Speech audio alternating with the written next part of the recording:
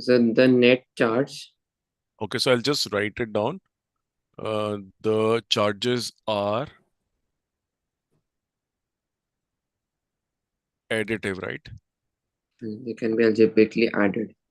Okay, which means they can be algebraically added. ठीक है. So the net charge of an isolated system remains conserved. Net charge of an isolated system remains conserved. ठीक है. What else comes to your mind? और सबसे obvious property, similar charges attract, मतलब Okay, opposite charges attract, ठीक है. positive and negative, and Opposite charges attract and the same charges repel. repel. Perfect. Makes sense. Okay, ये पहले ही पता था हमको, right? So ये छोटी क्लास वाला यही था एक मेरे ख्याल से जो. एक और होता है सर कि quantization of a charge. Right. Okay, charge is quantized. So let me put it this way. मतलब Q equals to NE. Charge is quantized, मतलब Q is equal to N times E. E. Okay, ठीक है. Perfect. E. So far, so good. E is the charge of an electron 1.6 into 10 ठीक to the है. power minus 9. Okay, let me just बस. rewrite this. Net charge of an isolated system remains conserved. So we are saying conservation of charge. हाँ. Conservation of charge. जैसे quantization of charge है. Charge is quantization. Similarly, conservation of charge. ठीक है. Charges are additive. Okay, and so charge is conserved, right? It cannot be created nor destroyed. This is what we mean. है ना? This is. Okay. ठीक है.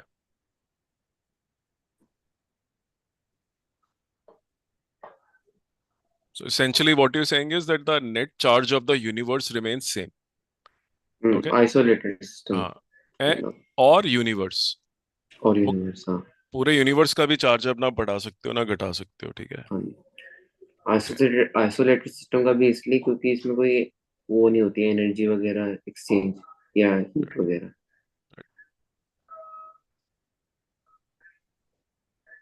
Okay, let's see. Okay. So what you mean actually is that I will just rephrase what you just said. ये ठीक है. Net charge of an isolated system or universe remains conserved. Okay, so this makes sense. So isolated system is also known as a closed system. Okay, it has no interaction with any other system. मतलब heat भी नहीं होना है वो भी नहीं कह हाँ, रहे थे. वो थर्मोडायनेमिक्स में था. वो थर्मोडायनेमिक्स में था, राइट? इसके अंदर जब हम बात करेंगे कि you're isolated, your approach and the words you have to use is different. You don't have to use those words, right? So if you have a local environment, let's say, okay, which is your closed environment, and your charges can move around inside that system, okay? But you cannot have a situation where you have uh, charges leaving the closed system and entering the closed system. Okay.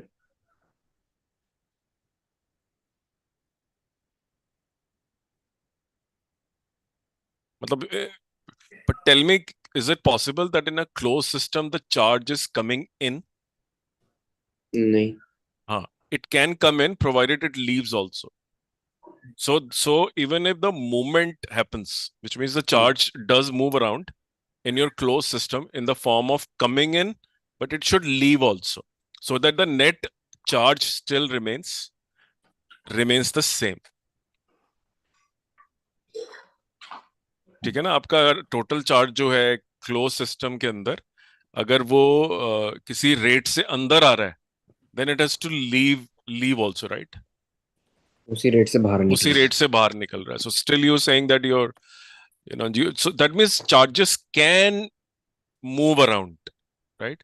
But there is a cancellation effect available कि अंदर का charge conserved रहेगा. ठीक है? So this is another way of looking at so you are having a heat entering a system and then leaving the system at the same rate.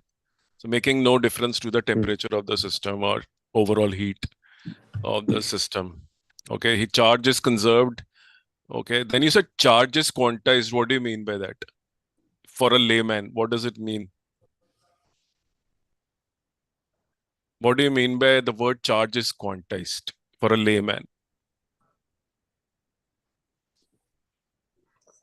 In a layman's language. Yeah, and a simple language में अगर किसी को मैं बोलूं quantized, bore पढ़ा था ना हमने. हाँ बोर जी. के अंदर जो एंगुलर मोमेंटम था, if you remember, MVR was MVR. n times H. h by 2 pi.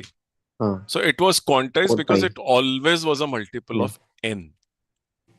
Right? When you say charge तो is बेसिकली हम quantized, क्वांटाइज्ड का मतलब होता है हाँ, कि जो चार्ज होता है वो it is represented by the number of electrons. right? Okay. Okay. So in a layman language, this language or whatever you have written means the smallest charge that exists is this E. And E. any other charge is a multiple of this. Got it? Yeah. दुनिया का सबसे छोटा charge यही है, smallest amount का जो SI unit में है. Minus और 1.6 to 10 to minus. तो if you say I have a charge which is less than this charge, I will not agree to you. You cannot have. The charge has to be either this charge or has to be multiple of this charge. ठीक है. Why do you think if there is a metal, right? There is a metal and I say there is a charge on it. What do I mean by this? When do you say a material is charged? कब बोलते हैं कि charged है material? जब क्या होता है? जब उसमें कोई polarized. Okay. So this is your material, some metal, right? Or it can be an insulator. So this is an insulator, and I'm saying this insulator has charge on it, and this metal has negative charge on this, okay? And this insulator has a positive charge on this, and I am saying they are charged, right? Whenever the word something is charged, a very simple things happen. In this case, excess electrons have been given to it.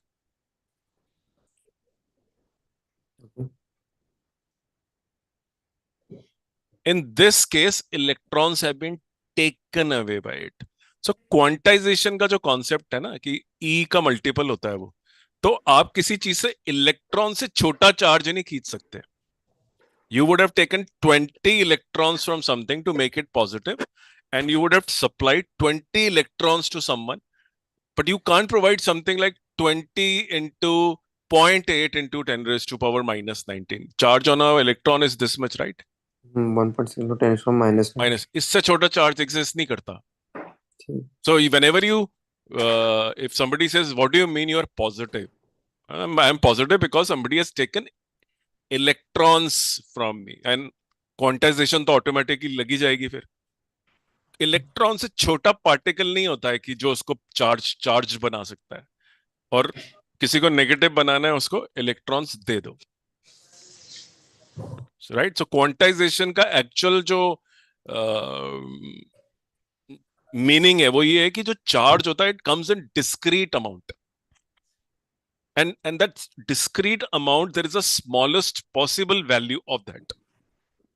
ये नहीं है random जो मर्जी मुंह में आया बोल दीजिए my charge is this. No, there has to be, it is discrete, like a Bohr radius is very discrete. It has to be वो जो एनर्जी का फॉर्मूला होता है जैसे -13.6 डिवाइडेड बाय n स्क्वायर.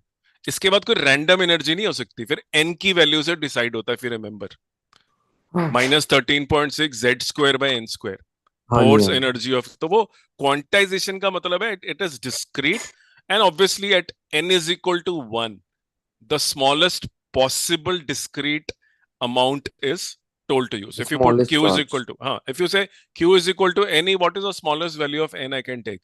1. 1. ठीक है जी? My smallest amount of charge, which is a discrete charge, the smallest possible charge, which I'm left with is 1.062 into 10 raised to power minus, जिसको 1.6 बोलते हैं, 1.602 होता है वो, right?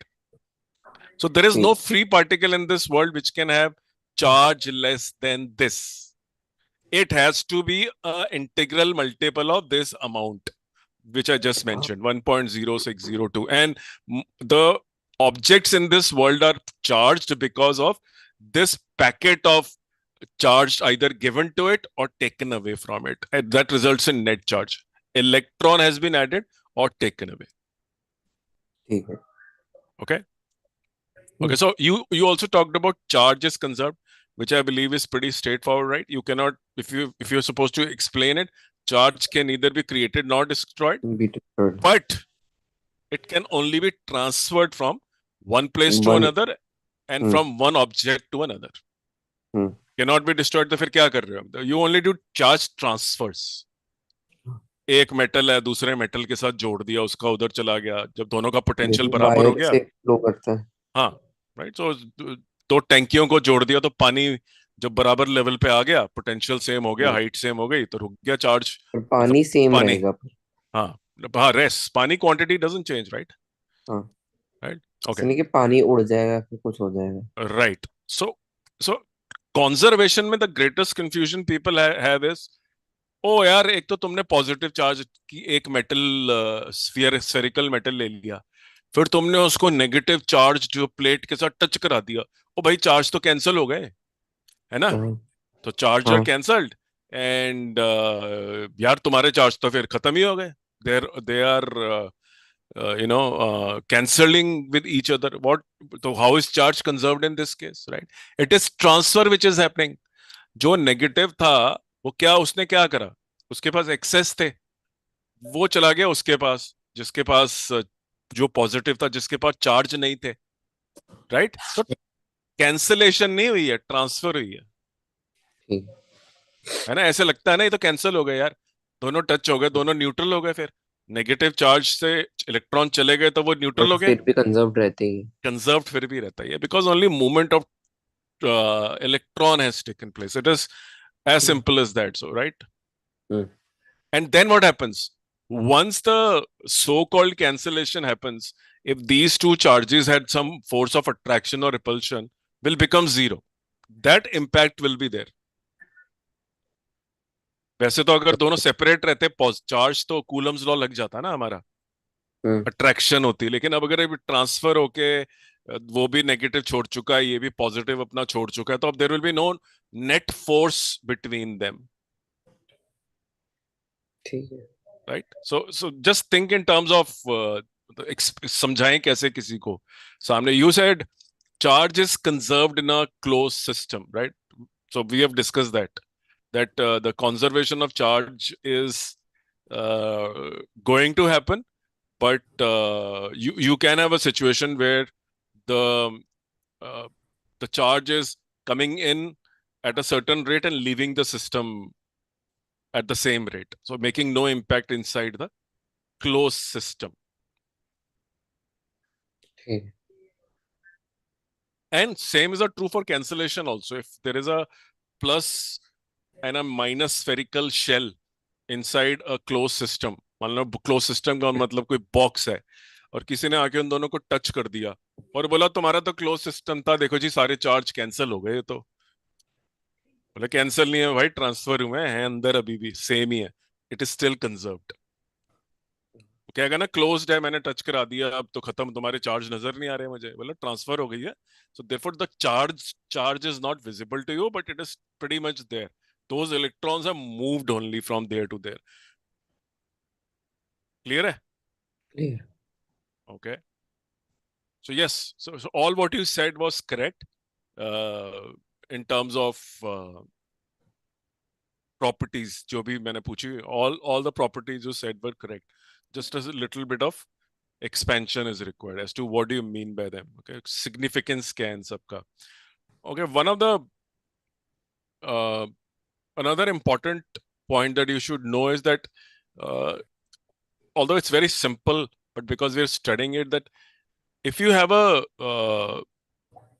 magnitude of a charge, okay, a magnitude of a charge does not depend on the type it is, which means you can have a positive charge and a negative charge. Both are same. Say electron का जो charge है वो 1.602 into 10⁻⁻19 है, right? लेकिन positive charge में तो electron होता नहीं है ना, and electron does not. But remember, charging is a phenomenon of transfer of electrons only. So even if you see a positive charge, अब नहीं आप बोलोगे ओहो अब तो जी डिस्क्रीट वैल्यू नहीं होगी, अब तो जी क्वांटाइजेशन होल्ड नहीं करेगी, अब तो पॉजिटिव है. भाई साहब ये पॉजिटिव हुआ इसलिए था क्योंकि इलेक्ट्रॉन चला गया था, तो पीछे जो पॉजिटिव छोड़ के गया था वो भी क्वांटाइज्ड ही है. सो इसको फ्रेज में ऐसे बोलते हैं, the magnitude of the charge is independent of the type.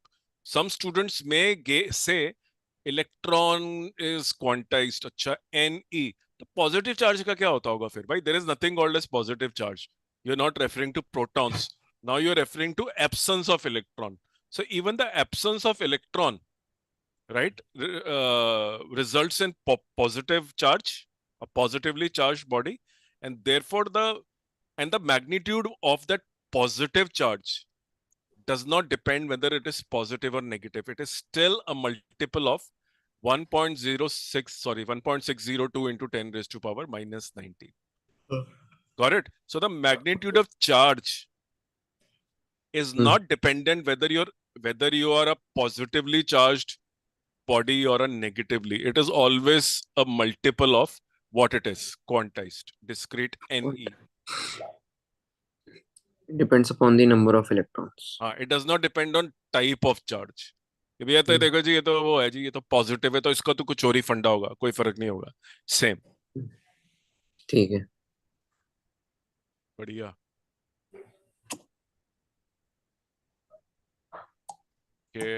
Okay. Now let's talk about Coulomb's law. Law. ठीक है जी. ये I hope this was clear, right? You can write few lines here and there. थोड़ा पढ़ के you will be able to write it also. Okay, let's say now we have discussion on Coulomb's law. Okay, so just quickly let's revise it, what it is, because you've already studied in your school. बताओ जी फटाफट. The Coulomb's law states that the electrostatic force is Okay.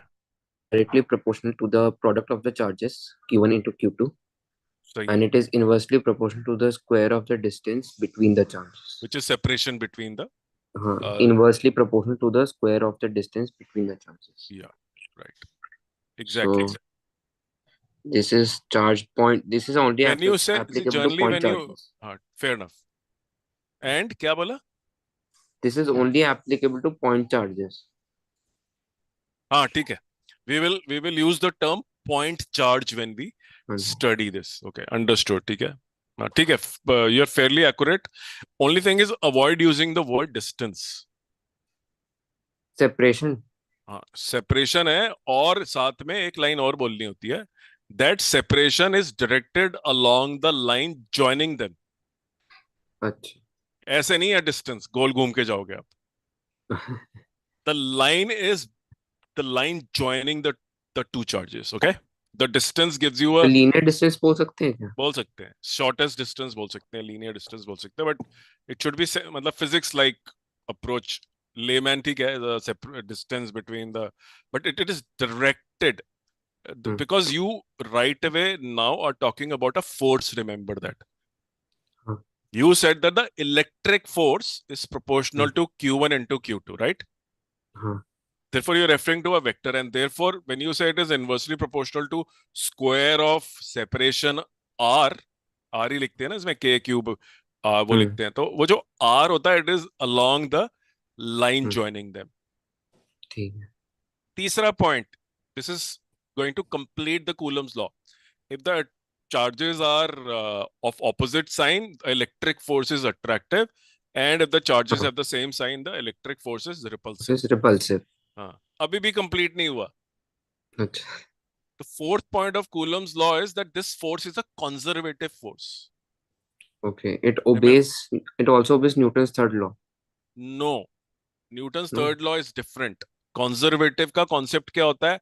A force which does not dissipate energy when you do work. Okay. जैसे friction में तो energy dissipate हो जाती है ना. हाँ. आप पहाड़ पे चढ़ते हो, आप ऐसे जाओगे, आपकी गाड़ी रुक जाएगी ना. हम्म. कौन डिसिपेट करता है? फ्रिक्शन. बट फ्रिक्शन मान लो इज. फ्रिक्शनलेस सरफेस हो और आप उसको ऊपर खींच के ले जाओ गाड़ी को, तो आपने उसकी जो नीचे जो तो एनर्जी एनर्जी थी डिसिपेट नहीं काइनेटिक, होगी. हाँ काइनेटिक एनर्जी को कन्वर्ट कर दिया 100% पोटेंशियल में. और जब नीचे आए तो वापस पोटेंशियल को काइनेटिक में कर दिया. क्यों? क्योंकि जो हम्म. ग्रेविटेशनल फील्ड है वो हम्म. कंजर्वेटिव फील्ड है. जो फोर्स लग रही है वेट वगैरह, that is a conservative force. So there is always, when you're preparing for an exam like JEE main specific, you should know. ठीक है यार, फोर्स है वो प्रोपोर्शनल कैलकुलेशन के लिए ठीक है, बट ये जो नॉलेज है कंजर्वेटिव फोर्स की, ये आने वाले वक्त में बहुत हेल्प करेगी. बहुत सारे न्यूमेरिकल जो सेकंड चैप्टर में है इस कॉन्सेप्ट पे ही आधारित है कि ये एक कंजर्वेटिव फोर्स भी है साथ में. ठीक है. ठीक. तो now you know. Okay, so it's a conservative force. And if you have to write it in a certain manner, जो मतलब which is, I think everybody knows this, is F K equals to Q1 magnitude of Q1 magnitude of Q2 upon upon R square. R K square. Is 9 into 10⁻⁹. Right. जो भी plus minus charge हाँ. दिया sign डाल इसको दो. हम वैसे ऐसे भी लिख सकते हैं, मतलब हाँ. K को हम ऐसे भी लिख सकते हैं. हाँ. 1 upon K is equals to 1/4 pi epsilon naught. Epsilon naught. हाँ. जनरली मतलब जब हम K यूज करेंगे, we will use our traditional हाँ. 9. 8.85 into 10 raised to power 9. Okay, so you can find the, this is Newton, this is meter square, this is per Coulomb square, right? So you can use your conventional Newton meter square upon Coulomb square. That you're allowed to do. कर लो, no problem. ठीक. ठीक है. ये हो गया आपका K की value. What is K? What is the K called पर as? हमें Coulombs. 9 into 10⁻⁹ यूज कर सकते हैं क्या? हाँ, कर सकते हैं. वो जब एप्सिलॉन नॉट 1 upon वो डालते हैं ना जब वैल्यू, हम्म. तो आती है पूरी की पूरी वो. अभी तो ये जो एप्सिलॉन नॉट है अपने आप में, विच इज द परमिटिविटी, वो तो 8.85 वगैरह होती है. ओके, तो चलो पहले let's understand this part. Okay, this is 9 only, almost okay. 9 ही तो है ना, रफली 9 ही है के की वैल्यू. ये 8.854 इंटू 10⁻⁻12 वगैरह होता है. Anyway, so what is this called as? The electrostatic constant. हाँ, this is called as a Coulomb constant. अच्छा. Right? The exact way to write this is not K, but it is actually written as KE. KE होता है ये. कि मेरा कापा लिखा जाता है. हाँ, समथिंग लाइक दैट. ये फिर हो गया शुरू यार. ये क्या हो गया भाई? क्या? कोई बटन दब गया क्या? अरे वेट, भाई जूम ने तंग करना शुरू कर दिया. Wait wait wait, let me reopen this.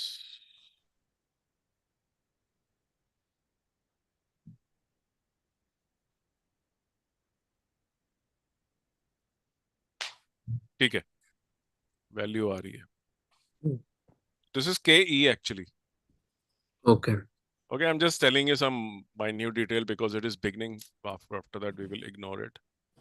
और KE की जो अपनी वैल्यू होती है वो 8.98 है. Sorry, it is 8.9875. I think मैंने कितनी लिखी है हाँ. इसकी वैल्यू? 9 लिख सकते हैं इसको फिर. 8.98 ही होती है ये. सॉरी, तो 9 ही, ऑलमोस्ट 9 ही है. 8.898. हाँ, 9 into 10 raised to power 9 हमने ज्यादातर square. आज, क्योंकि हम ज्यादातर मैम बोली थी कि 9 into 10⁻⁹ ही यूज करते हैं. हाँ ठीक है, इज राइट, हाँ. Nothing wrong. Okay, and the value of so this epsilon naught, जो k होता है, जो what you just said, is also written as 1/4 pi epsilon naught. ये जो होता है, this is called permittivity of पर free में space इन एयर और वैक्यूम. vacuum. ऑफ स्पेस और एयर या वैक्यूम, जो भी आप बोलना चाहते हो, ये this is 8.854 something. Okay, you can put the value and ये 8.85 होता है हाँ 8 ये इंटू होता टेन है। इज पावर क्या यस, कहते हैं -12। 12, दैट इज करेक्ट। ये 8.85 है, इसका यूनिट भी निकाल सकते हो आप। सही है। Okay, so question number 1, please tell me the number of electrons in 1 coulomb charge. I am giving you charge of 1 coulomb. How many electrons? How many electrons are required to create 1 coulomb, to create this? Plus और minus कुछ भी ले लो, electron से ही होता है, तो निकाल point दोगे सिक्स तो। टू फाइव 0.625 हाँ, इंटू 10⁻19 डिवाइड कर दिया, इलेक्ट्रॉन्स। राइट? डिवाइड कर दिया, हाँ। सिंपल। हम्म। ठीक है, डिवाइड कर दिया उससे और यू मतलब get your six answer. Point two five into 10⁻18 electrons. ठीक है, ठीक है, perfect, right. Had these been protons, you could have said or protons. Charge तो प्रोटॉन के पास भी होता है, वो तो हम जो चैप्टर पढ़ रहे हैं उसके अंदर न्यूक्लियस इन्वॉल्व नहीं है, उसमें सिर्फ इलेक्ट्रॉन हाँ। का ट्रांसफर है, प्रोटॉन ट्रांसफर हमारे हम वैसे चैप्टर में नहीं है। वैसे एक चीज बताओ सर, न्यूक्लियस जैसे ट्रांसफर हो सकता है क्या? नहीं नहीं यार, वो तो फट गया ना, फिर वो तो फिशन वगैरह हो गया, वो कुछ और अलग ही दुनिया में चले जाओगे तुम। वो कुछ और ही, वो हाँ, वो न्यूक्लियर कुछ और हो एनर्जी। जाएगा। नहीं नहीं, वो कुछ और हो जाएगा, हम बात करेंगे जब भी हम चार्ज वार्ज की बात करेंगे तो वी विल टॉक तो अबाउट द इलेक्ट्रॉन्स ही कह सकते हैं तो। Electrons only, right. And by the way, जैसे कि होता है ना कि भाई एक बंदे का वेट है 100 kilo, human weight, right, 80 kilo, hmm, which is okay, right? But if I tell you the weight of a human is 1,000 kgs, it will shock you. You will say it's very large. भाई 1,000 kilo का बंदा कहाँ से आ जाएगा? तो वैसे एक exist coulomb, है, एक बंदा करता है वन हाँ टन का। हाँ, तो एक एक कूलम चार्ज जो है, it's a very hmm, large charge in the world of charge, क्योंकि आप उसका डिस्क्रीट यूनिट देखो कितना ज्यादा है। भाई हाँ, it is like electron to कितना मच छोटा है, इलेक्ट्रॉन्स। मतलब 10⁻⁻19, तो और कितने इलेक्ट्रॉन काफी चाहिए। ज्यादा करंट हो जाएगा ये तो। करंट नहीं होगा ये, अभी फ्लो नहीं कर रहा है ये। जब चार्ज फ्लो अच्छा, करता है पर यूनिट टाइम बेसिस पे तो करंट बनाता है वो। Rate of flow of current होगा। Charge is called as current, the rate okay, of q flow of upon charge, t. dq upon dt। अच्छा अच्छा, इंस्टेंटेनियस करंट होता है, जैसे इंस्टेंटेनियस वेलोसिटी होती है। ओके। तो अच्छा, ठीक ठीक है, है। चलो अभी रुक जाओ, डोंट वरी अबाउट इट कि क्या हुआ और क्या नहीं हुआ। Okay. So now we know Coulomb's law, we know the mathematical form also. So let हाँ, me ask you some a question. Okay, let's create a question. So you have simple. So I'm not taking it to any place right now. I'm just keeping it as if it's an introductory level 1 class. बिल्कुल ठीक है. So let's say you have a 2 micro-Coulomb charge. Okay. It means यानी कि 2 into 10⁻⁶। 6. Okay. And the second charge you have is, let's say you have a 6 micro-Coulomb charge. Okay, So you have two charges which are respectively 2 and 6. Okay. +2 and +6। Yeah, +6. Okay. ठीक है। Okay. Now I'm going to give you some options. Okay. And this is an object A. अरे भाई, ये A है object के ऊपर है, ये B ऑब्जेक्ट के ऊपर है. So you have to tell me which of the following is the correct statement. Okay. Okay, Force AB is equal to 3 times force AB. Force AB is equal to -3 times force AB. Okay. Force, this means, sorry, B on A. B Okay. On This A, means हाँ। A on B. This is B on A. मैंने बिल्कुल हम्म, same ही लिख दिया. This is B on A. Okay. हाँ, Then force of A on B.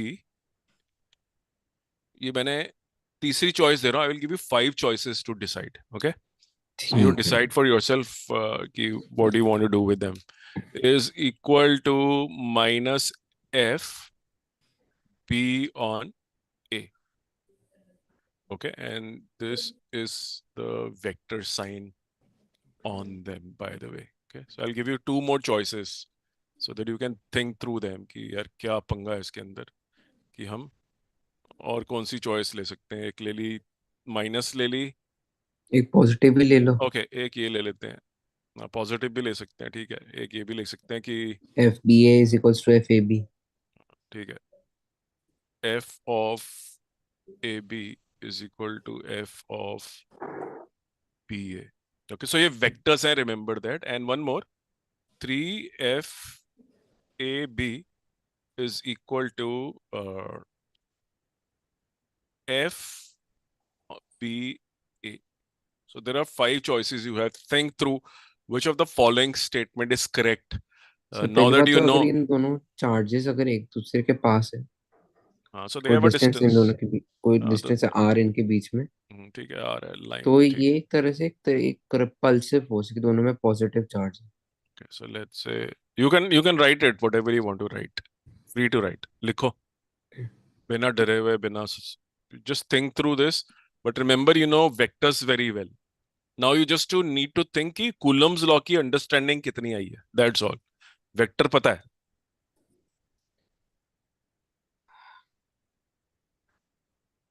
हम दो vectors को equate कर रहे हैं इसके अंदर, right. We are equating vectors, we are not equating magnitudes.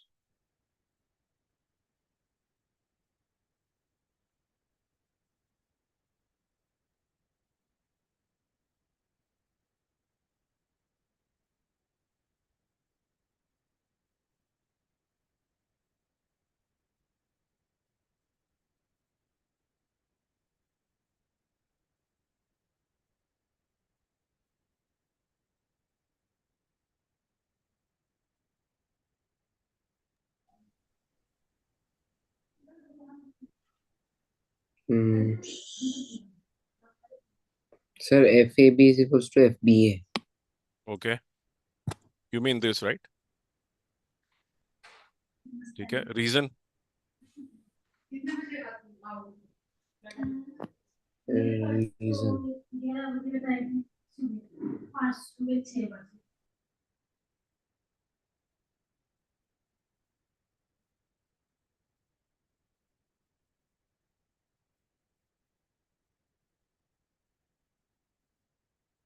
Give reason for your answer. Board में लिखा होता है ऐसे, give reason for your answer. क्या लिखोगे? 2 लाइनें अगर लिखनी पड़ गई तो दो दो वर्ड, लाइनें दो नहीं है। लाइनें.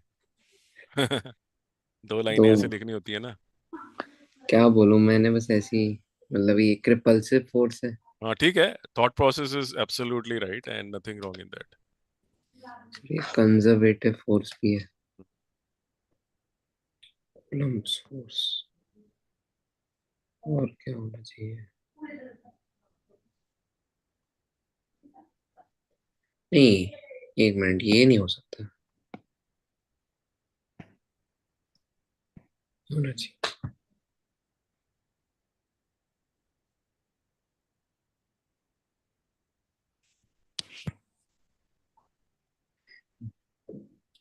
सर मेरे पास दो ही रीजन है, ये एक रिपल्सिव फोर्स है फेयर इनफ.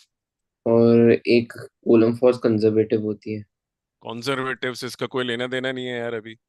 अच्छा। Where are you dissipating your, is there any leakage being referred to of energy? कोई लीकेज है कुछ? अभी तो हमने नहीं। एनर्जी पढ़ी नहीं है. Energy of an electrostatic system क्या होती है? इसमें एक पोटेंशियल हाँ एनर्जी होती है, कोई चार्ज मूव भी नहीं कर रहा. सर, एक ही रीजन है, एक रिपल्सिव फोर्स है, दो वर्ड्स हो गए। चलो, okay, so let's, fair enough. Okay, so let's see how does it actually translate into vectors. देखो ये आपका एक 2 माइक्रो कूलम्ब हो गया. हम्म। और ये आपका एक है पॉइंट चार्ज ही, मैंने थोड़ा बड़ा दिखाया हुआ है, 6 micro coulomb. The force between them is always mutual, remember that. Okay, so what ever hmm, force is being applied on 2 is being applied on 6. It equal force is getting applied on them. Equal. So which is K Q1 Q2 by R square. So both are experiencing equal force. First thing. ठीक है। Okay, it's mutual. मैं तेरे पे लगाता हूं तो मुझ पे लगा. And that is why you said it sounds like Newton's third law, हाँ। एक्शन एंड रिएक्शन पे, राइट. बट वो कौन, hmm. You have to be in touch of each other, right. Touch में होते हैं ना ये तो. हम्म। कांटेक्ट फोर्सेस होती हैं वो। जब भी बंदा एक कौन? जमीन पे हाँ। खड़ा होता है तो उसको वापस नॉर्मल रिएक्शन मिलता है। इंक्लाइन प्लेन पे होता है तो भी उसको एक वेट होता है, ऐसे नॉर्मल रिएक्शन होता है उसका, राइट? हम्म। है ना, ये वेट होता है उसका mg cos sin थीटा नीचे की तरफ होता है। यहाँ फ्रिक्शन हम्म। होगा, अगर नीचे की तरफ जाएगा तो फ्रिक्शन ऊपर होगा। ये mg cos थीटा होता है, तो ये म्यू mg cos थीटा हो जाता है फ्रिक्शन का। और ये नॉर्मल रिएक्शन है which it is okay. Experiencing equal to mg cos theta. But वो तो जब हो ना कांटेक्ट में दो मैकेनिक्स वाली फोर्सेस है, तो ये सुनने में वही हम्म। लगता है एक्चुअली। अगर रिपल्शन है फॉर एग्जांपल, अट्रैक्शन में तो it will not appear like Newton law, but the only similarity is it's mutual. Okay. Mutual mutual है जी, तो दोनों के ऊपर तो ये तो म्यूचुअल। देखो ये force applied by A on B and B on A, ये तो थ्री लिख दिया इसने यहाँ पे। ये तो म्यूचुअल को ही बीट कर रहा है। These are not mutual forces. ये तो कोई एक चार्ज दूसरे पे ज्यादा फोर्स लगा रहा है क्योंकि वो बड़ा है। रॉन्ग, ऐसा कुछ भी नहीं होता। This is a bigger charge but it doesn't apply more force because the force which you calculated is mutual.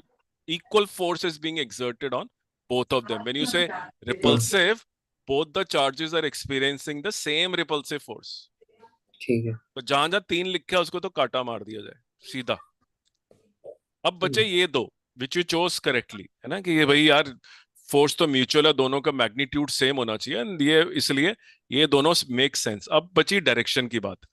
ये वाला जो 2 micro-Coulomb है, क्योंकि you said it's repulsive, you would have drawn an arrow of this force like this away, and on this you would have drawn the same force in this direction, right?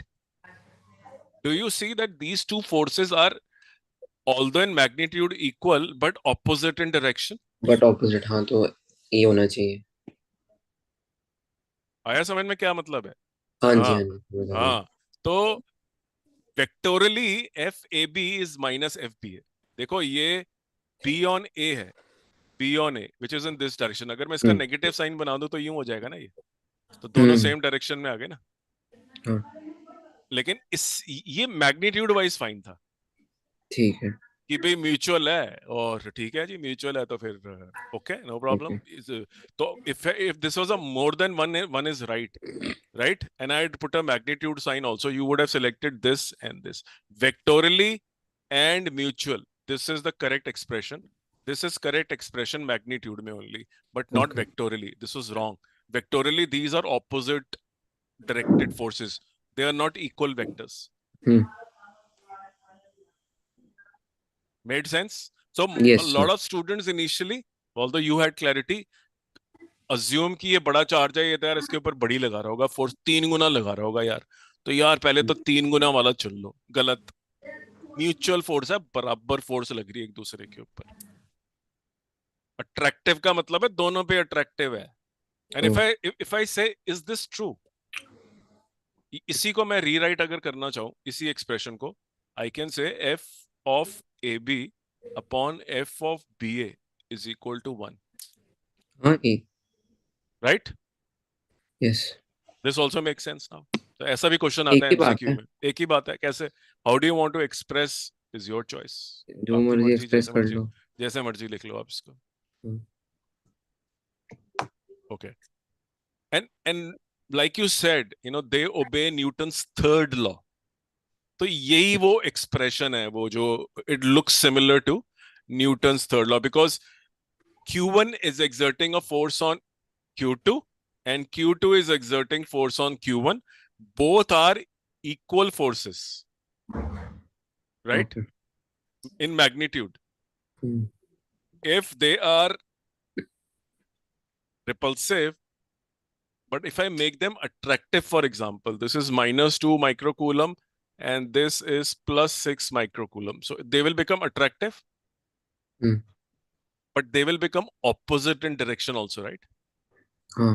When they were repelling, they were again opposite in direction but equal. Yes. Newton का जो law होता है उसके अंदर भी ये अर्थ के ऊपर वेट लगा रहा है mg नीचे हाँ, की तरफ, ऊपर भी अर्थ इसके एन आ ऊपर रहा है। नॉर्मल रिएक्शन लगा रही है ऊपर की तरफ। तो इक्वल एंड ऑपोजिट है। इसमें हाँ। अट्रैक्टिव हो या रिपल्सिव हो, इक्वल एंड ऑपोजिट है। तो ये it sounds like Newton's third law ठीक है। To that extent only, right? Okay. Now tell me if you have a situation जहाँ पे you have a one positive charge and the uh, other is a negative charge, right? And if the answer comes out to be a negative answer, like which is -2 multiplied by -6, ऐसे करोगे ना k q1 q2 में -2 Yeah. into 6 ऐसे करोगे आप, right? तो electrostatic force negative ही आएगी। on electric force negative आएगी. Now my question is, what does the negative sign tell you? It's an attractive force. It is an attractive force. Simple, right? So they are attracting each other. हाँ। This is what it means. और एक positive अगर product आएगा, it's a repulsive force, impulsive force, right? either So negative negative or positive positive. right. Okay. So if you have to decide the direction of the force, how will you decide it? You will decide it. अभी तो हमने ये decide करा ना कि attractive है या वो है रिपल्सिव. बट अगर मुझे direction of the force decide करनी हो तो कैसे करेंगे? will you use the sign of q1 q2 to decide that? Yes. No, you will have to No. put everything on the coordinate axis. It depends अच्छा। on location of the other charge. कहाँ पे है भाई? अगर मैं दो charge ले लूं ऐसे, तो कोऑर्डिनेट एक्सिस की भी समझ हो ना, बहुत आवश्यक है. I put a plus charge here and a minus charge here. So these are the two charges, right? So will you get a product which is q1 q2 to be negative? You will. Yes. But what if I put this negative charge here? Same negative charge here. Again, the product will be negative. हाँ. But what will happen to the direction of force on minus q? Okay. उल्टी नहीं मतलब हो इस गई तरफ। इससे? हाँ, उल्टी हो जाएगी। So the absolute direction, इसको बोलते हैं absolute direction of the तो force. Absolute direction coordinate axis में प्लॉट करके हाँ जी. निकालते हाँ, it is not determined by the sign. हैं। Sign will only tell you इनसे whether it is इसको वो पता attractive चलता है and कि वो हाँ, रिपल्सिव या अट्रैक्टिव है। correct. So whenever you're solving these numericals, you have to be aware of the coordinate axis also. कि यार मतलब कोऑर्डिनेट एक्सिस की समझ है अपने को कि नहीं है? तो कोऑर्डिनेट एक्सिस यूज करना दबा के इसके अंदर, क्योंकि वेक्टर है, वैसे ही यूज करना है. ट्राइंगल होगा, स्क्वायर होगा, एंगल का वो हॉरिजॉन्टल कंपोनेंट, वर्टिकल कंपोनेंट, फलाना ढिकाना, बहुत कुछ यूज होगा इसके अंदर. So you will map the charges on a coordinate axis to be able to decide the absolute direction. Okay. Relatively, yes, you have a sense of uh, I am attracted to you. So relative direction is known. It's attraction. I'm going towards you. With respect to you, I will like to come closer to you. With respect to you, I would like to run away from you. That is relative direction. But the absolute direction के लिए, you will have to use the coordinate axis, because that is what will decide the absolute direction of the force. Okay. बढ़िया? Okay. बढ़िया. Good. So basically, I'm just using now knowledge of vector which we learned in class 11th and this. That's all. अब धीरे धीरे you will start saying ये question कुछ नहीं है. जो F1 F2 न्यूटन के क्वेश्चन होते थे, वो F1 F2 तो रहेगा, लेकिन अब वो F1 निकालने का मेथड होगा k q1 q2 by r square. और तीनों फोर्स लिखो, उनको कोऑर्डिनेट एक्सिस में मैप करो, एरो दिखाओ, और एक चार्ज के ऊपर नेट फोर्स कितनी लग रही है? 3 फोर्स लग रही है चार्ज के ऊपर, उनका रिजल्टेंट निकालो, लॉ ऑफ पैरेललोग्राम फलाना, उससे और आंसर निकाल लो, बोलो नेट फोर्स ही होगा इसकी. Okay, let's try one question. I will move to the next page so that you have, and we will do very simple questions. कोई ज्यादा मुश्किल करने की अभी जरूरत नहीं है हमें. No tricks, nothing. Plain application, और कि भी जस्ट अ हमें. Minute sir. हाँ जी, बोलो क्या हुआ?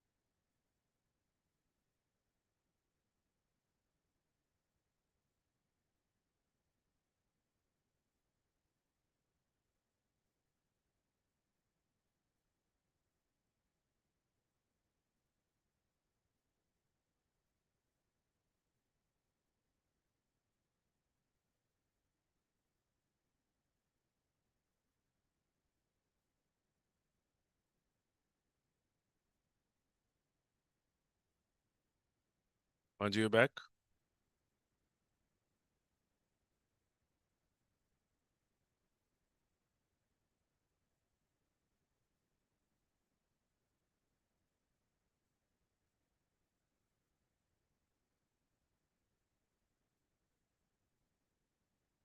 Yes sir. बैक। हाँ जी।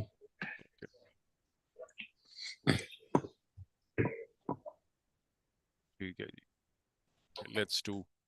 सो it's a right angle triangle which is given to you. ये अपने को एक राइट एंगल ट्रायंगल बनाते हैं अपन। So this is our right angle triangle. Okay, let's put some charges on it. Okay, so the charges are respectively q1, दो दो plus ले लेते हैं, एक माइनस ले लेते हैं, राइट? तो ये दो प्लस ले लेते हैं, ये दो प्लस है हमारे चार्जेस, ये प्लस है 5 माइक्रो कूलम, ये 2 माइक्रो कूलम है, और ये वाला जो चार्ज है थर्ड, इसको put the value as,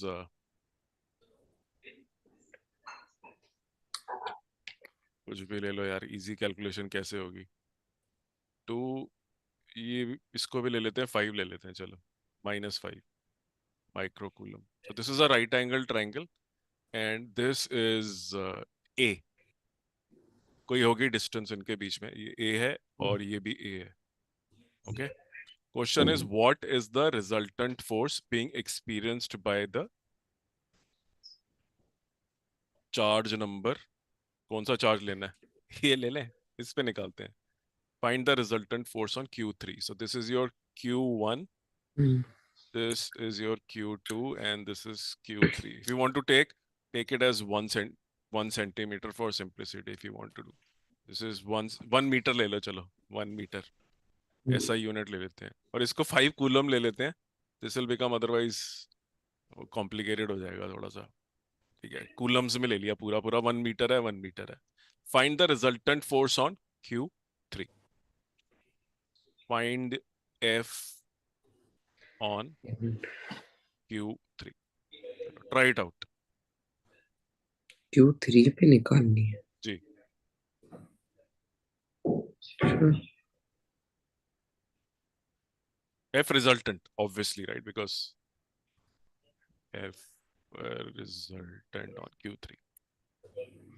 So this is what? This is Coulomb's law, but now you have multiple forces or multiple charge, more than two charges, right? Multiple charges.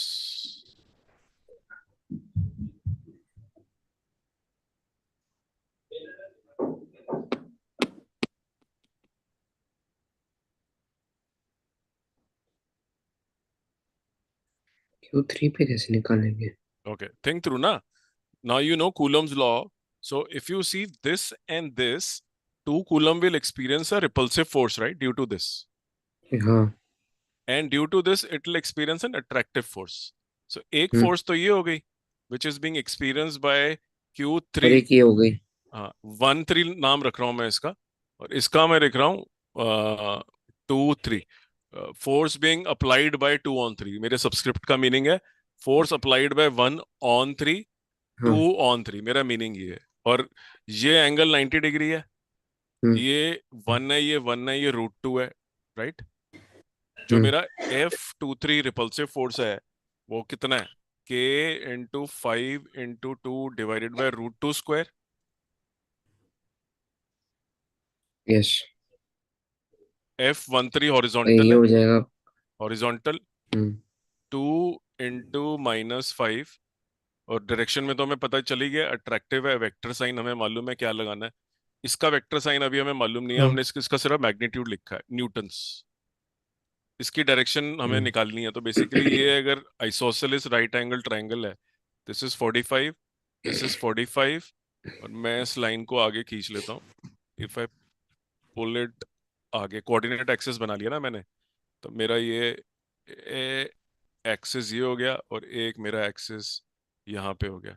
तो मेरा ये जो, इसको मैं रिजॉल्व कर लूंगा, इस वाले वेक्टर को मैं दो हिस्सों में रिजॉल्व कर लूंगा। मेरा एंगल कितना आ रहा है इसके साथ? 45 है ना ये? 45, 45, और मेरा वेक्टर है ये वाला। तो इसके दो हिस्से, एक ये वाला हिस्सा बनेगा इसका, और एक हिस्सा क्या बनेगा इसका, ये वाला नीचे की तरफ डाउनवर्ड, और एक हॉरिजॉन्टल कंपोनेंट यहाँ पे है। तो मैं एफ एक्स, इसका एक्स कंपोनेंट निकालता हूँ, F23x, एक्स कंपोनेंट जो राइटवर्ड है, it will be 10k/2, right. और एक्स कंपोनेंट निकालना है मुझे, मतलब ये मेरा 45 डिग्री है, इस तरफ है, तो कॉस ऑफ 45 i, क्योंकि पॉजिटिव एक्स एक्सिस की तरफ है। F23 का जो वाई कंपोनेंट है वो डाउनवर्ड है, वो कितना हो जाएगा, 10k/2 साइन 45 -j, डाउनवर्ड है। और जो F13 है मेरा, ये वाला, सॉरी हाँ 12, F12 जो है, विच इज, सॉरी ये वाला जो है F12, ये अट्रैक्टिव इस तरफ जा रहा है, लेफ्ट साइड की तरफ, दैट विल बी -5।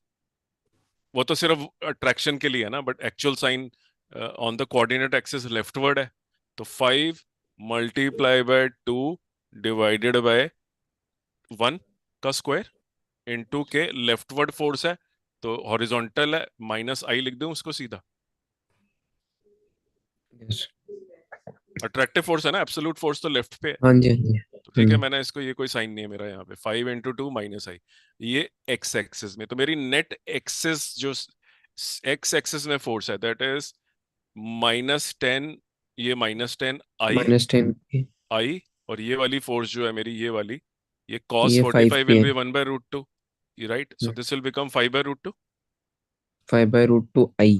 हाँ, plus 5/√2 i, and Fy will be equal to 5/√2 -j, right. Hmm. तो मेरा रिजल्टेंट आ गया मेरे पास, मैं इसको ऐड कर देता हूँ इन दोनों को, तो मेरा -10 -5/√2, दो दो ही है ना, सॉरी 5/√2 प्लस 5/√2, ये दो मेरे आई में आ गए, जो मेरा एफ एक्स का हाँ। सिग्मा है, और मेरा एफ आई तो यही है डाउनवर्ड, -5/√2 j। इसको सॉल्व कर लो। So if you want to find the net direction of the resultant of the two forces, what are the two forces, one is this, the other is this, let's complete the parallelogram. ये मैं अपना parallelogram complete कर लेता हूँ, ये वाला मेरा parallelogram है। ये एक फोर्स आ रही है, ये वाली, दूसरी ऐसे जा रही है, इनका रिजल्टेंट क्या होगा, दोनों का, या इन दोनों को ले लो, हम्म। इसको और इसको ले लो। If you have a law of parallelogram, हम जब करते थे, तो तो एक उनको दोनों ऐसे होती को थी, एक अंडर ऐसे रूट होती ले थी, लेंगे। आंसर रिजल्टेंट ये होता था, इफ यू रिमेम्बर, हाँ जी। राइट। तो ये आपकी जो डायरेक्शन है, एक ये है, एक ये है, तो डायरेक्शन आपकी, तो हाँ। तो इनका साइन ले लोगे आप, 5/√2 -10 whole square plus -5/√2 whole square, this is the magnitude of the resultant, and if you divide these two you will get the direction, which means the with the x-axis, फिर वो उस positive पैरेललोग्राम लॉ x-axis, वाले फॉर्मूले से वो p sin theta divided by q plus p cos theta, F या under root सीधा, या फी सीधा एफ एक वन y में स्क्वायर x प्लस कर लो, F2 स्क्वायर।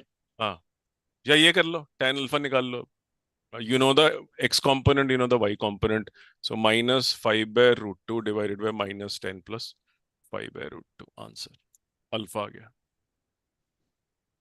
ये रिजल्टेंट है। ठीक है। तो angle alpha is with the positive x axis, hmm. तो ये वाला एंगल हमारा आ गया। ठीक है। ठीक। So this is nothing but vector algebra if you notice, घूम फिर के तो न्यूटन ही है ना ये हम्म। सारे, न्यूटन मैं अगर if I told you one force is 5/2√2 i and the second force is -5/√2 j, what is the resultant force, पता है, स्क्वायर करो, डिवाइड करो, tan अल्फा, डायरेक्शन भी आ जाएगी।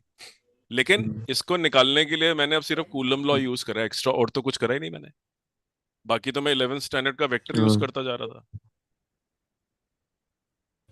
नहीं, ठीक। Yes. Okay, so it's multiple के केस के अंदर यू जस्ट नीड टू सी जिसके ऊपर रिजल्टेंट निकालना है, व्हाट विल हैपन.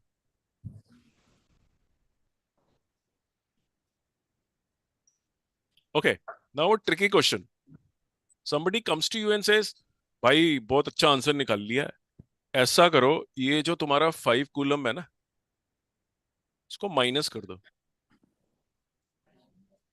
और ये जो प्लस है इसको प्लस, जो माइनस है इसे प्लस कर दो, और ये 2 कूलम जो प्लस है इसको माइनस कर दो. उल्टा सारा साइन उल्टे कर दो. अब वो बोलता है what will have what is the impact on the resultant force.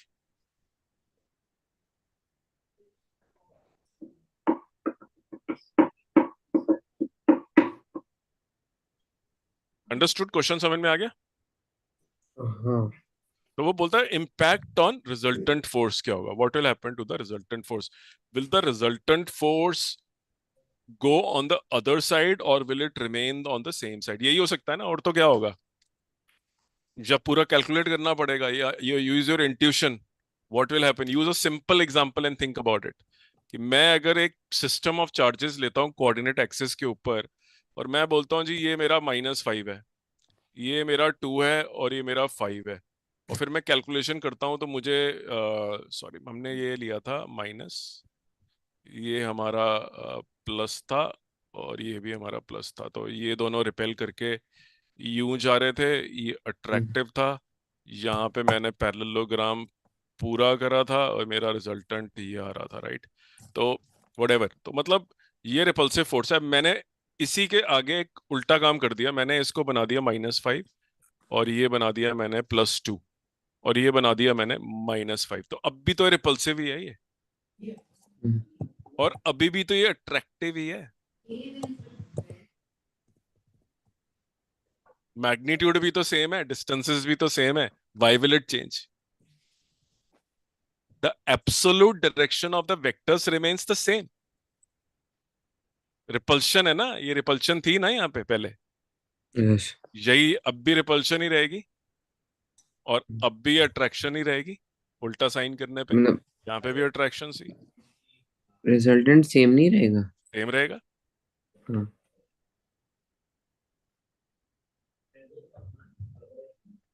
Resultant तो सेम ही रहना सेम चाहिए. रहेगा. सो ये what was used, your knowledge of absolute direction हाँ. कोऑर्डिनेट एक्सिस के ऊपर. हम्म.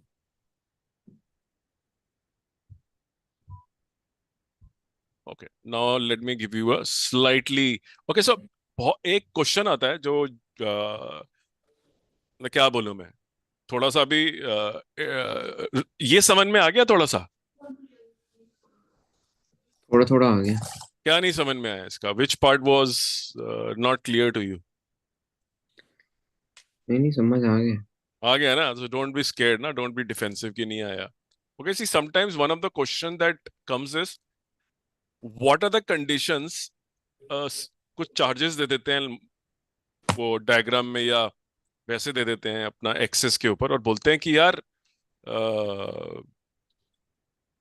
Resultant force acting on one of the charges of the many charges is 0. वो condition निकालने को बोलते हैं. So let me give an example. So let's use only very simple example of x axis. ये आपका x axis हो गया, ठीक है, ये x axis हो गया, और let's say that this is your origin. So this is your origin. ये आपका origin है, और एक चार्ज ले लेते हैं हम q1, जो x is equal to 2 meters पे. Okay, so x is equal to 2 पे पड़ा हुआ है. So this is 1 2 3 4 5 6 7 8 9 10 11 12. तो x is equal to 2 पे we have a 2 micro-Coulomb charge.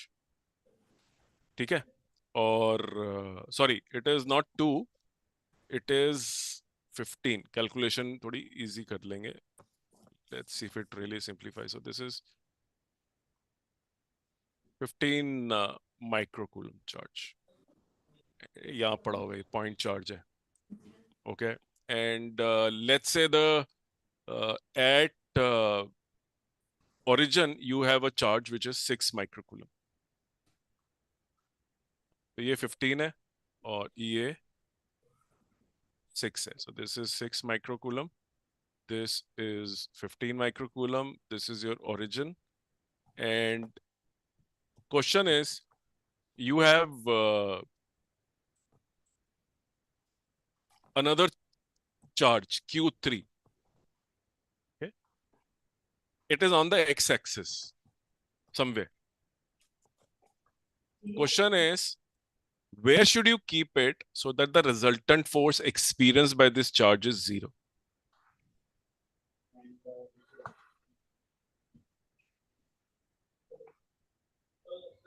Find x position of Q3 on the x-axis so that the net force it experiences is zero.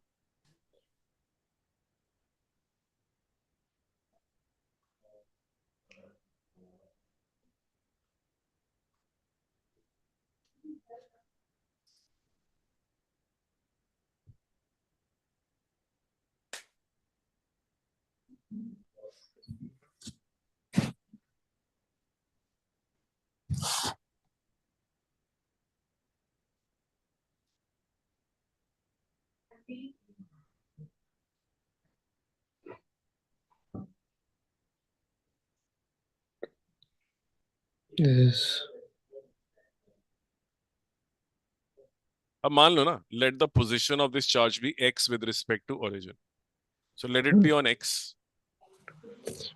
So 6 microcoulomb will repel it, right? Oh, sorry, I have to tell you the value of this charge, right? मतलब magnitude तो बोला ही नहीं मैंने. Right? What is the magnitude of this? 15 लिखा तो है, 15 microcoulomb क्या लिखा है? नहीं, वो Q1 है. अच्छा, वो 15 है. हाँ जी, Q1 is 15.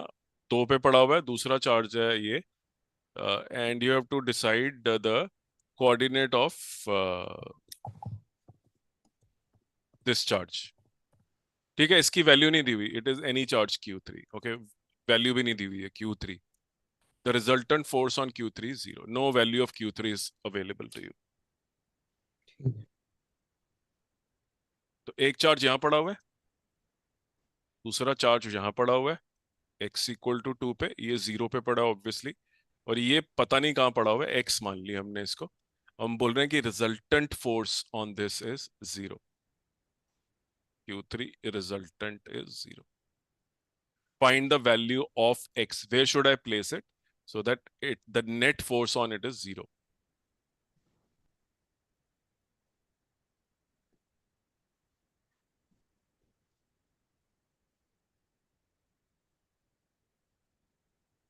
Okay, just how do you think? If you keep it here outside of 2 centimeters, ठीक है, इसके आगे अगर रखा, what will be the direction of the force experienced by 15 microcoulomb? Whatever is a sign. इसका sign मान लो ये positive charge है ना ये. हाँ. अगर ये पॉजिटिव हो तो क्या साइन होगा इसके ऊपर? रिपल्शन. यस. और ये भी पॉजिटिव है और ये भी पॉजिटिव है, तो इसके ऊपर क्या होगा? रिपल्शन. तो can it experience a zero force if it is a positive charge lying outside of 2 नहीं, कैनॉट. सेंटीमीटर? कैनॉट. हो ही नहीं कैनॉट. सकता, दो पॉजिटिव चार्ज. हाँ. अच्छा अच्छा, ये नेगेटिव है मान लो, What? नेगेटिव है, तो एब्सोल्यूट डायरेक्शन इसके ऊपर क्या हो जाएगी? दोनों की, दोनों अट्रैक्ट नहीं करेंगे इसको अपनी तरफ. हाँ, तो तब तो जीरो हो सकती है. अरे दोनों अट्रैक्ट कर रहे हैं तो कैसे जीरो होगी? नहीं मतलब. तो भी दोनों खींच के इसके अपनी तरफ ले आएंगे, रिजल्टेंट हाँ, तो जीरो तब नहीं भी हो जीरो नहीं पाएगा. होएगी. नहीं होगी. तो दो सिचुएशन यू थॉट थ्रू कि यार Q3 को मैं पॉजिटिव मानता हूं तो मेरा F रिजल्टेंट जो है it is repulsive, this body will move away, इस तरफ चली जाएगा ये. हम्म. अगर मैं Q3 को नेगेटिव मानता हूं तो मेरा जो F रिजल्टेंट है यार वो मेरा आएगा जीरो तो नहीं हो सकता, वो यहाँ पे हो जाएगा. राइट? वैसे कोई पॉसिबल वैल्यू ही नहीं है. हाँ, तो let's keep it somewhere between them, 0 2 के बीच में. 2 टू इन्फिनिटी तो देख लिया ना, कुछ नहीं होने वाला. 2 टू इन्फिनिटी में कुछ नहीं होने वाला. बाकी क्या इसको, इसको क्या मिला रहने के लिए? ये वाला पॉइंट मिला, एक्स कुछ, राइट? ये वाला चार्ज अगर इसे अपनी तरफ खींच ले और ये हाँ। वाला चार्ज भी इसे अपनी तरफ खींच ले और ये बैलेंस हो जाए, ये डिस्टेंस जो है बड़ा हो जाए क्योंकि चार्ज ऊपर बड़ा है न्यूमरेटर में, न्यूमरेटर में चार्ज बड़ा है, डिस्टेंस बड़ा हो जाए तो फोर्स छोटी हो जाएगी। और हम्म। ये वाला जो चार्ज छोटा है लेकिन डिस्टेंस छोटा हो जाए तो फोर्स बड़ी हो जाएगी। तो मैं बोलता हूं this is x and let this be 2 - x then. दोनों के बीच में यहां रख दिया मैंने इसको। ठीक है। Yes. Okay. So Q3 × 6 divided by x²। के मान लो लिखा हुआ है हमेशा। ओके, के into the second charge is 15। Q3 दोनों इसी के ऊपर लग रही है ना, Q3 तो दोबारा लेना पड़ेगा, divided by 2 - x²। Q3 cut गया इसलिए Q3 दिया नहीं हुआ था। के कट गया, तो ये फिर आ 6। जाएगा। हाँ, क्वाड्रेटिक टाइप कुछ बन जाएगा ना। और ये हाँ, कितना है? क्वाड्रेटिक। ये 15 है। नहीं, क्वाड्रेटिक भी नहीं बनेगा ये। और कट जाएगा x² भी कुछ हो जाएगा। टू हो सकता है स्क्वायर। बन जाए 4। हाँ, सो 4 + मतलब ये हो जाएगा। x² - 4x क्या कहते हैं? इंटू 15, नहीं इंटू नहीं, 6। 1 minute, 1 minute, 1 minute. 4 - 4x is equals to 0। क्यों भाई, ये यानी कि 15 का x क्या करा? Equals to 1। क्यों 3 2s आर एंड 3 5s पंद्रह आर, को व्हाट तो हैपेंस? 15 भी था ऊपर। ओके। ये भी तो बचा जैसे ना। कि 2 × 2 - x² is equal to 5x²। So 2 × 4 + 5x, x² 15 में 3। - 4x is equal to 5x²। 8 + 5x। 2x² - 8x is equal to 5x²। 3x² + 8x - 8 is equal to 0। x is equal to -8 ± 64 plus 32 3 जार कितना होता है? 96 divided by 6 is equal to -8 plus minus, ये कितना हो जाएगा add होके हम 160 160। Divided by 6 is equal to -8 plus minus 4√2। और 4 × √10, √10 कितना होता है? 3.2, 3.2। 3.17। 4 × 3.17, चलो ये लगा लेते हैं, डिवाइडेड बाय 6 -8 दोनों के बीच में should be plus, right? So can't take both negative. Plus 4 3 जार 12 रफली divided by 6 is equal to, इसको मैंने 12 ले लिया रफली, कैन टेक इट एज 12.8 जो भी लेना है। तो 4.8 divided by 6 x is equal to 0.6 answer. Okay, समझ आ गया ये तो। This is a special case when the resultant is 0। 0।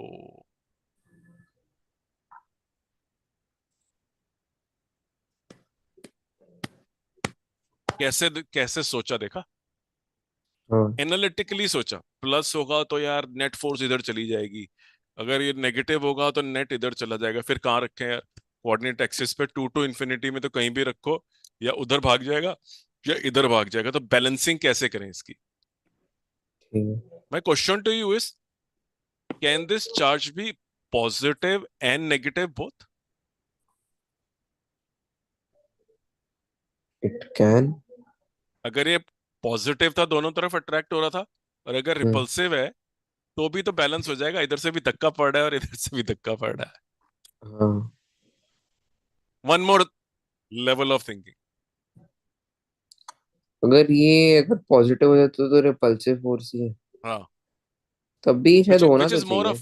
Of, which is more of relative thinking, right? कोई फर्क नहीं पड़ा हम्म, वैसे तो,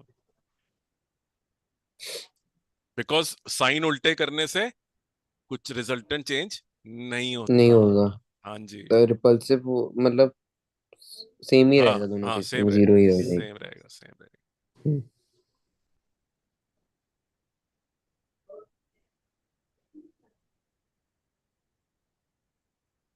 मजा आया करने में ये वाला क्वेश्चन। हाँ। इंट्रोडक्टरी क्वेश्चन है basically, but you will see shortly when we start venturing inside it that this is the most important question we have done. ठीक। ठीक है, तो आज के लिए इतना ही समाप्त कर दें, बहुत है। हाँ हाँ रिजल्टेंट हाँ। सीख लिया, कूलम्स लॉ सीख लिया, हम्म, प्रॉपर्टीज समझ ली, और रिजल्टेंट इक्वल टू जीरो के बारे में कैसे सोचना होता है वो भी सीख लिया। तीनों अलग अलग कॉन्सेप्ट्स हैं। हम्म, तो आज के लिए इतना ही काफी है, और प्रैक्टिस हम्म। करेंगे कल फिर। सी यू।